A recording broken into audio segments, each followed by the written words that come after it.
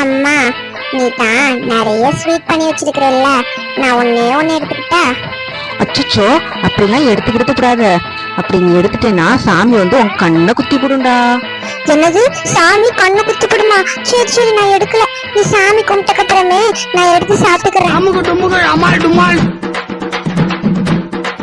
Mummy mummy, நீ நிறைய sweet பண்ணி வச்சிருக்கிறல்ல, அதுல ஒன்னு எடுத்து சாப்பிட்டா என்ன ஆகும்?